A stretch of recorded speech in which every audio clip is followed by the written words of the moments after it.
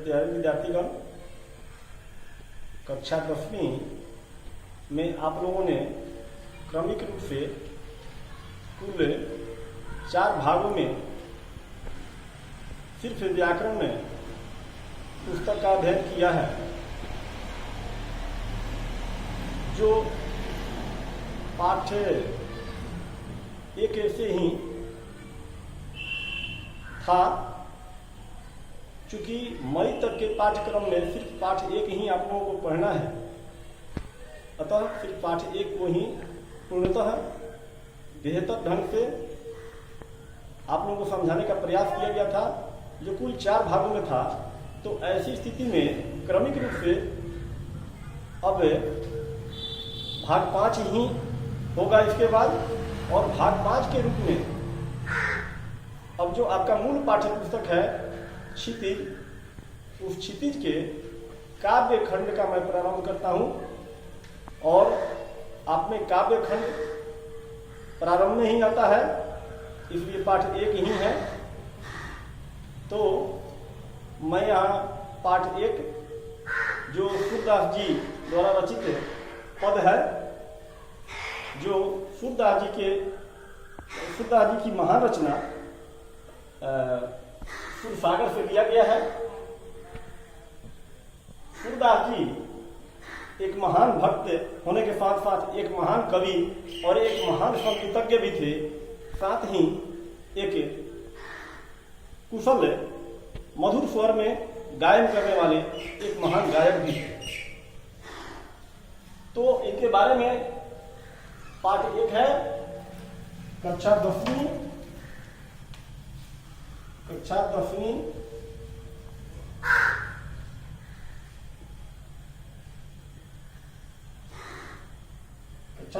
विषय हिंदी क्षितिज है। हिंदी का क्षितिज पुस्तक है, मूल पाठ्य पुस्तक। यहाँ पर लिख भी देता हूं क्षितिज।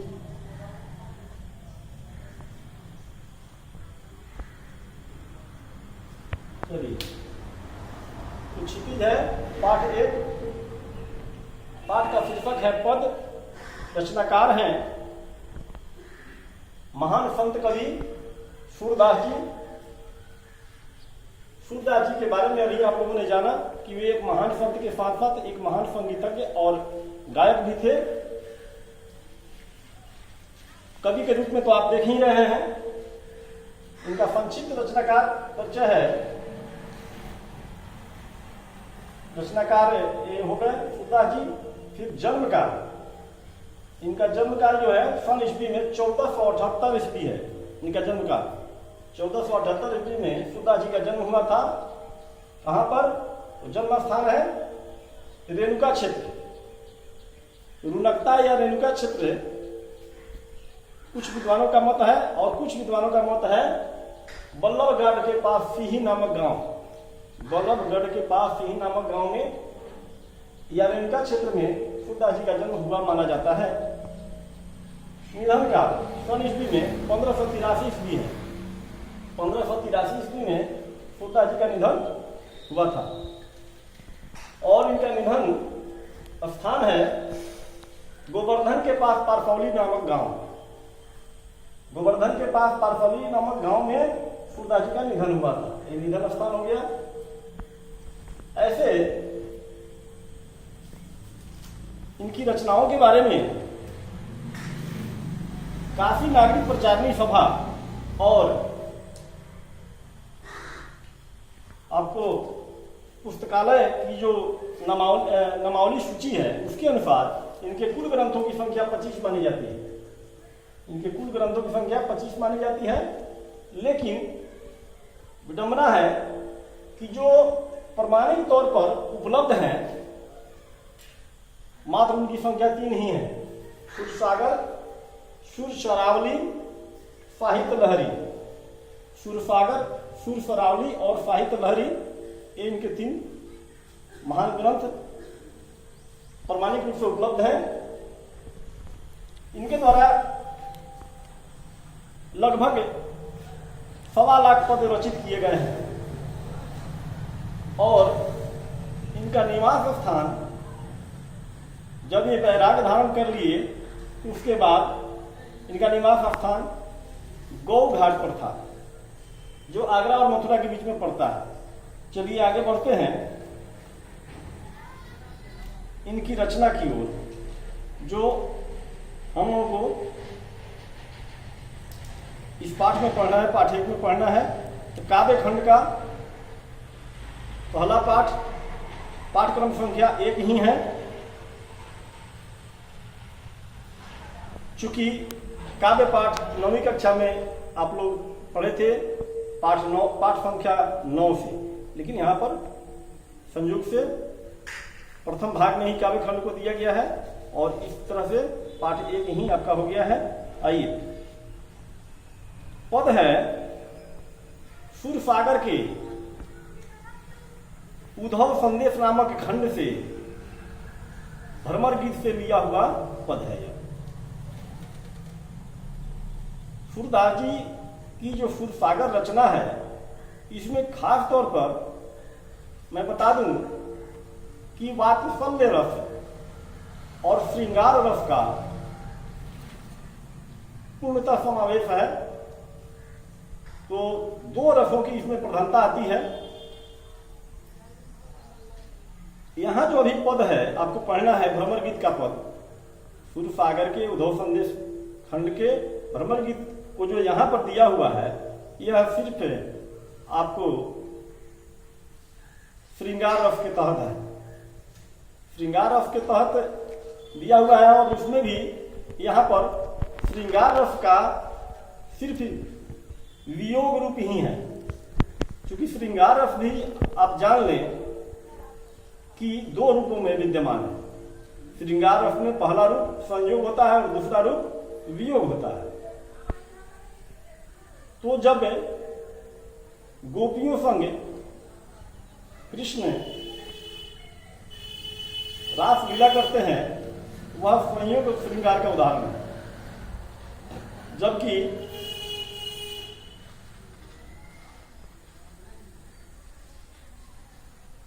जबकि गोपियों से जुदा होकर जब वे मथुरा चले जाते हैं, तो उसके बाद जो गोपियां उनका इंतजार करती हैं और उनके इंतजार में जो बातें उभर कर आती हैं, वे सब वियोग रूप के तहत दृश्यमान होता है। और यहां पर श्रृंगार रस का वियोग रूप ही दिया हुआ है। आइए, यह घटना तब की है जब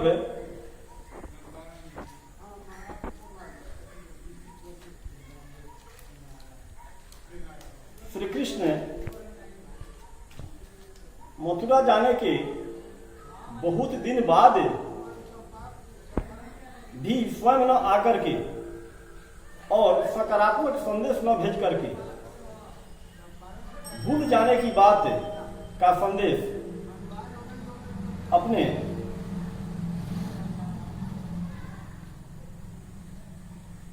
बिल्कुल करीबी उद्धव जी से भेज देते हैं। और जो गोपियां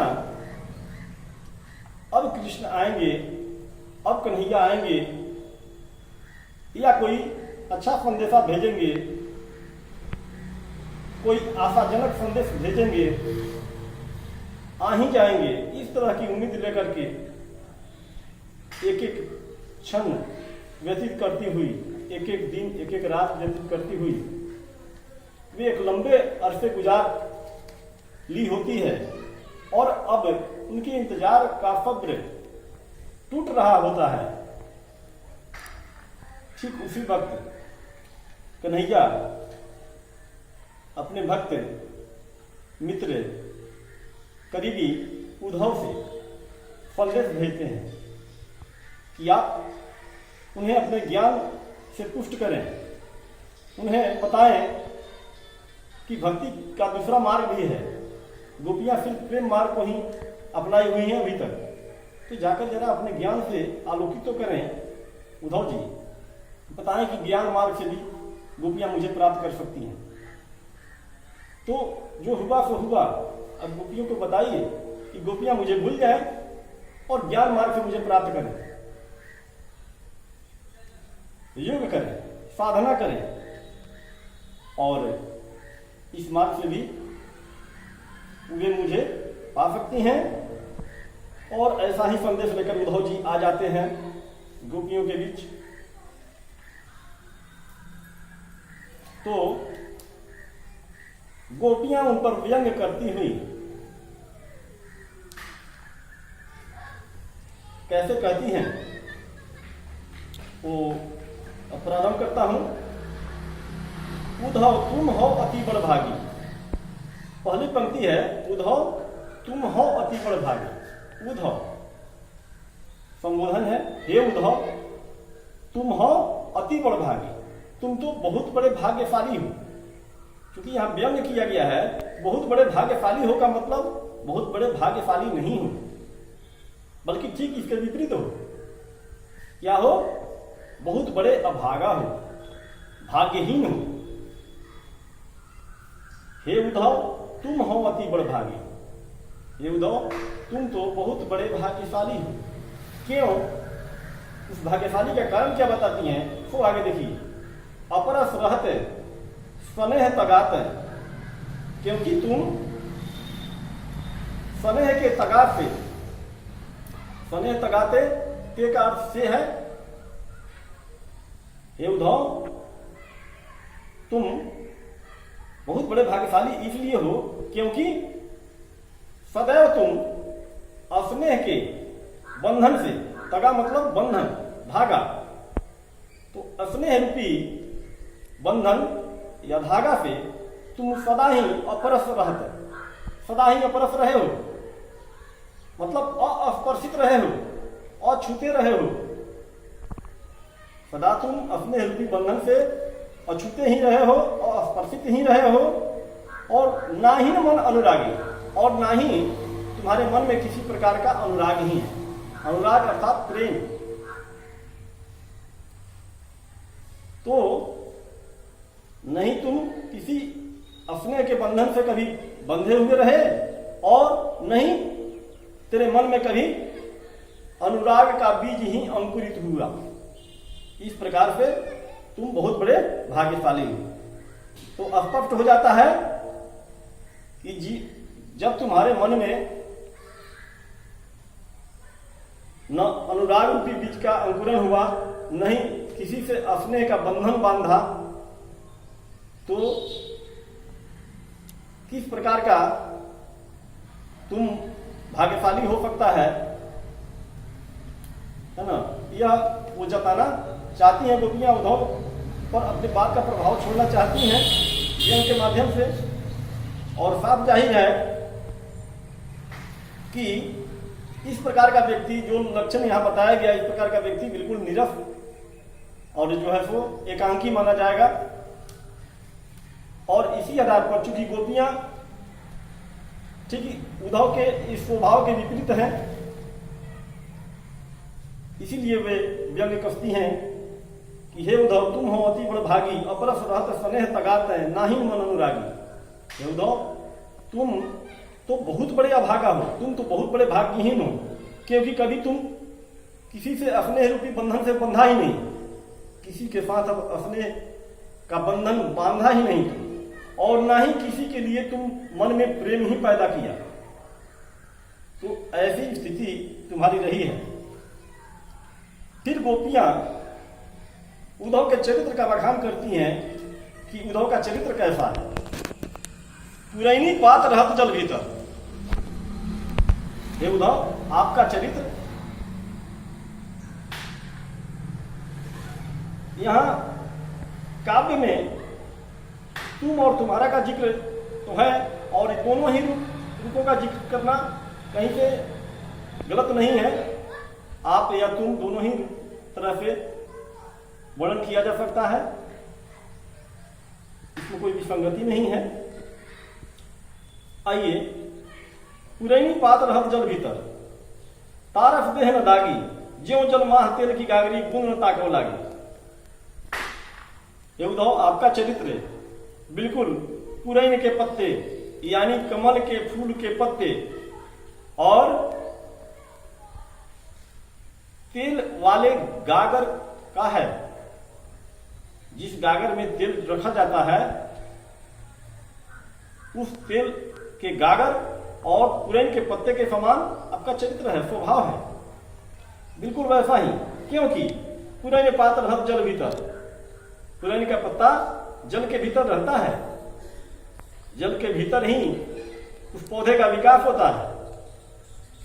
लेकिन विडंबना देखिए कि वह पत्ता सदैव जल का सतह ज्यों ज्यों बढ़ता है त्यों त्यों उसके ऊपर ही होते चला जाता है।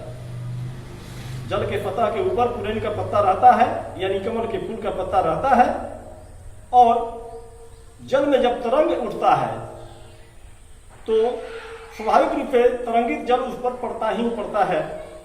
लेकिन तरंगित जल जब पड़ता है तो वह पड़ा ही नहीं रह जाता है, वह फिर ढुलक भी जाता है, तुरंत ढुलक जाता है। यानी पुरैन के पत्ते में जल धारण करने की क्षमता नहीं है, जल को अपने ऊपर रख पाने की क्षमता नहीं है। फिर पुरैन पात्र रहत जल भीतर तारफ देह न दागी, पुरैन का पत्ता जल के भीतर ही रहता है, फिर भी उसके ऊपर रस पानी का ही पर्याय है, फिर भी उसके ऊपर रस का यानी पानी का थोड़ा भी स्पर्श मात्र नहीं दिख पाता है। ऐसा नहीं लगता कि इस पर पानी पड़ा था, बिल्कुल पूर्वावस्था में दिखता है, पानी के ढुलकते हैं। तो तारफ देह न दागी, उस पर पानी का स्पर्श मात्र भी नहीं दिख पाता है, लेस मात्र भी नहीं रह पाता है। ज्यों जलमाह तेल की गागर, और ठीक जिस प्रकार से तेल की गागर को, जिस प्रकार से तेल के गागर को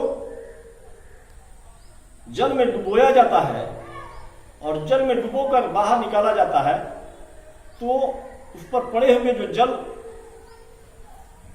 उस पर जो भी जल थे, जो भी जल था वो क्या है कि पूर्णतः उस पर से हटा हुआ रहता है। जल का लेस मात्र भी, एक बूंद भी उस तेल के गागर पर नहीं दिख पाता। ज्यों जल माह तेल की गागरी बूंद न ताकव लागे। जैसे तेल के गागर को जल से डुबोकर निकालने पर जल का एक बूंद भी उस पर लगा हुआ नहीं, टिका हुआ नहीं दिखता है, ठीक उसी प्रकार तुम्हारा चरित्र है उद्धव। पुरैन के पत्ते और इस तेल के गागर के समान तुम्हारा चरित्र है। ऐसे में फिर क्या कहना ऐसे व्यक्ति का, प्रीति नदी में पाऊं न बोले जाऊं। और फिर ऐसा भी दिखता है कि प्रीति रूपी नदी अगर है, प्रेम रूपी नदी, मान लो कोई प्रेम की नदी है, तो फिर उस प्रेम की नदी में आप पांव तक बोरने यानी स्पर्शित करने का भी काम नहीं आपने किया है। प्रेम रूपी नदी में आपने कभी पांव डालने की कोशिश ही नहीं की है, और दृष्टि न रूप पर आ गई, और नहीं आपकी दृष्टि रूप को परखने वाली ही है। तो आपकी दृष्टि, आपकी नजर पारखी भी नहीं है, रूप को परखने वाली, सौंदर्य को परखने वाली भी नहीं है, और प्रेम रूपी नदी में आपने कभी अपने को स्पर्शित करने की कोशिश भी नहीं की। इस प्रकार से सूरदास अबला हम भोरी गुड़ चाटी जो पागी। सूरदास जी के अनुसार गोपियां कहती हैं कि हम अबलाएं, अबला हम भोरी, हम अबलाएं भोरी हैं, यानी भोली भाली हैं, सीधी सादी हैं। अबला हम भोरी, हम अबलाएं तो सीधी सादी हैं। कैसी? तो उन चीटियों की तरह, गुड़ चाटी जो पागी, उन चीटियों की तरह जो चीटियां गुड़ का सुगंध पाकर गुड़ का रस स्वादन करने के लिए गुड़ की ओर आकर्षित होती हैं, अग्रसरित होती हैं, बढ़ती हैं और गुड़ को प्राप्त भी करती हैं। लेकिन गुड़ में, गुड़ का रस स्वादन करते वक्त उसके साथ जाने अनजाने इस कदर लिपट जाती हैं कि उनका प्राणांत ही हो जाता है, वे फिर गुण से अपने को जुदा नहीं कर पाती हैं। तो हम सबका भी इस प्रकार का समर्पण है अपने कन्हैया के प्रति कि कभी उनसे जुदा नहीं हो पाऊंगी। इसलिए है उद्धव, आपकी तो यहां कोई आवश्यकता ही नहीं है, आपके योग संदेश का यहां कोई औचित्य नहीं है। चलिए भाग 5 में आज मैं सूरदास जी के द्वारा रचित पद का यह भाग पढ़ा पाया, पहला भाग, और मैं यहीं पर इस भाग को विरमित करता हूं। धन्यवाद।